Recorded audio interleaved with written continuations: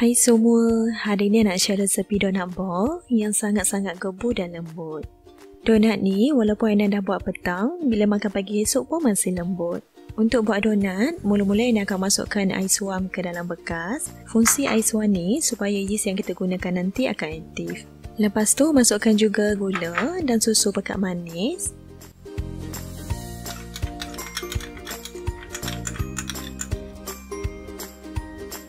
Akhir sekali, masukkan 1 paket yeast.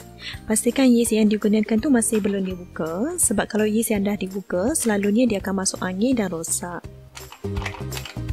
Lepas dah tuangkan ke semua yeast, terus kacau hinggalah semuanya larut.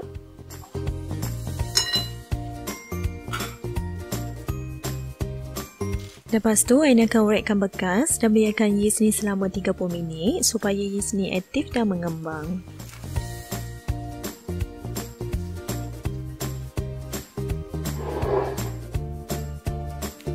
Yeast yang kita biarkan tadi pun dah mengembang, tapi kalau yeast ni tak mengembang, maknanya yeast yang kita gunakan tu rosak dan kena buat semula.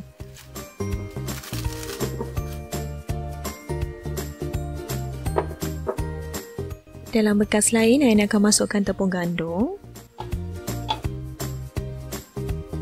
Lepas tu masukkan pula mentega, tapi kalau nak guna margarine pun boleh juga, cuma kalau guna mentega ni rasanya lebih sedap. Masukkan juga ovalet dan baking powder. Ovalet ni akan buat donat bertambah gebur. Aina masukkan juga sedikit garam, tapi garam ni jangan letak terlampau banyak sangat, nanti akan jadi masin. Mula-mula kacau dengan sudu dahulu sehingga semuanya sebati. Bila semuanya dah sebati, baru Aina tuangkan ke semua adunan yeast tadi.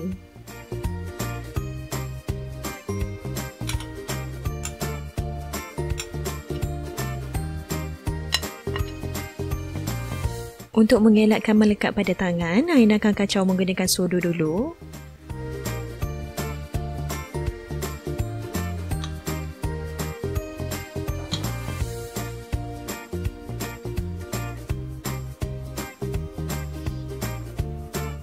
Lepas tu barulah Aina akan gaulkan menggunakan tangan sehingga semuanya sebati. Adunan ni memang lembik sedikit dan tak perlu tambah tepung gandum. Kecuali bila kita gaul tu dia terlampau lembik sangat, barulah kita akan tambah dengan sedikit tepung. Gaul dan uli dough ni sehingga tak melekat pada tangan, tapi kalau melekat sedikit tak mengapa. Lepas tu Aina akan rehatkan dough ni sehinggalah naik kembang 2 kali ganda.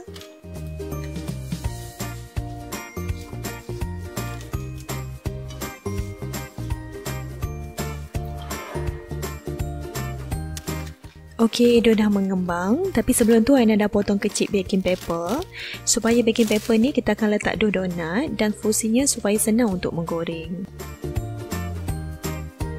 Tekan-tekan dough ni sehingga keluarkan ke semua angin dan hinggalah menjadi kempis. Jika dough ni melekat pada tapak tangan, boleh sapu dengan tepung gandum sedikit.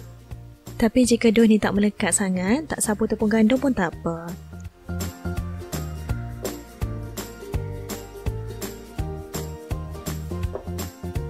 Untuk dapatkan saiz donat yang sama besar, Aina akan timbang sama berat. Tapi kalau tak nak timbang pun tak apa. Lepas tu Aina akan bulatkan hinggalah menjadi betul-betul bulat. Jika nak buat donat ball yang lebih kecil, boleh kurangkan timbangan.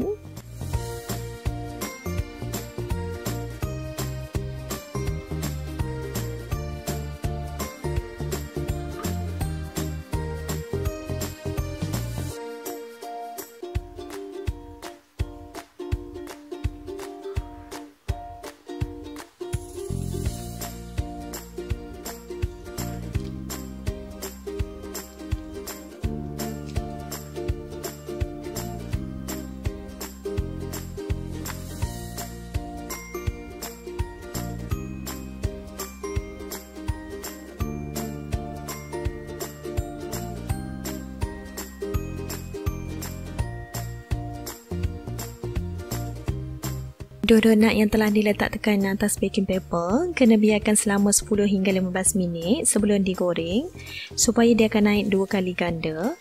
Tapi kalau dia tak sampai 10 hingga 15 minit lagi, kita jangan goreng.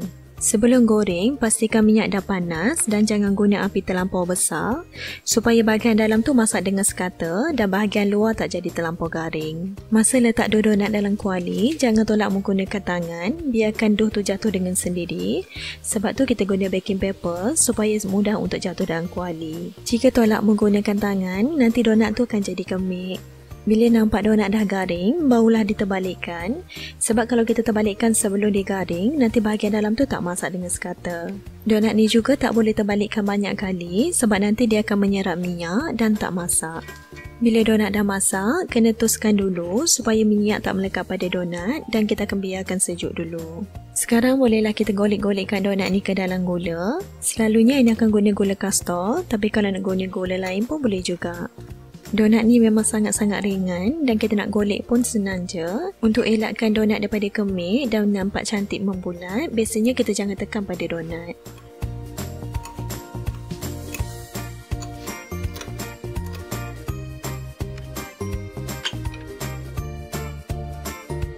Okey, donat buah dah siap. Tapi kalau nak dapatkan donat yang lebih kecil, boleh kurangkan kuantiti berat tadi. Dan donat ni juga boleh dicucuk pada lidi dan anak pasti suka. Bila kita masak donat ni, tak menggunakan api terlampau besar sangat, warna donat ni akan nampak lebih cantik dan bahagian dalam akan masak dengan sekata. Bila pegang donat ni, memang sangat-sangat ringan dan bahagian dalam pun masak dengan sekata, lembut dan gebu. Okey semua, selamat mencuba donat yang sangat-sangat gebu ni. Nanti di episod akan datang, Ain akan share lagi resipi yang baru. Okey, jumpa lagi. Bye.